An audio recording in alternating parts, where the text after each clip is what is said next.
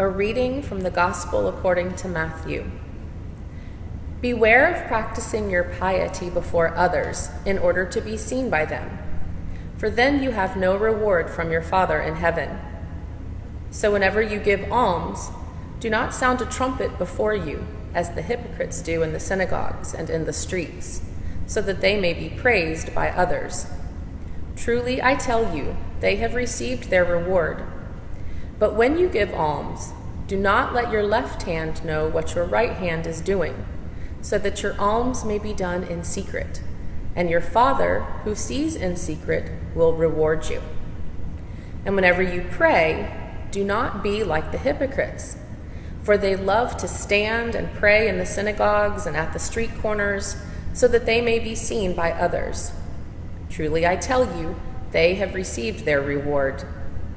But whenever you pray, go into your room and shut the door, and pray to your Father who is in secret, and your Father who sees in secret will reward you.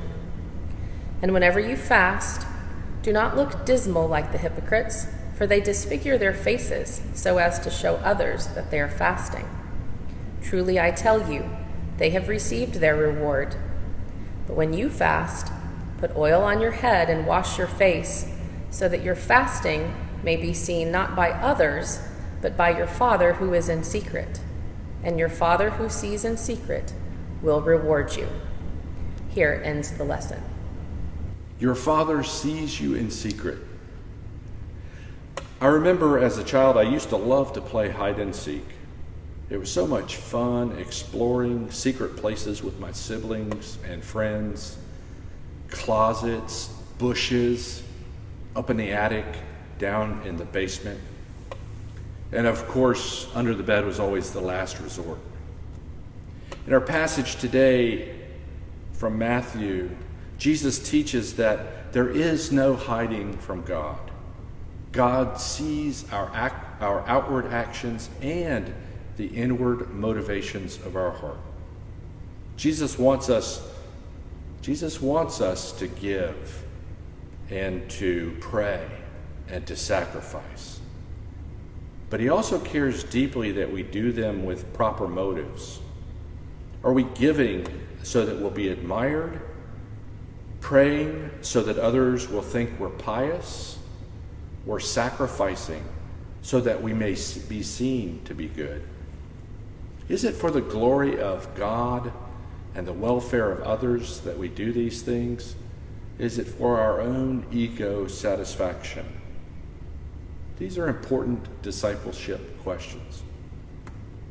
This passage may seem at odds with an earlier one from Matthew, which calls us not to hide our light under a bushel.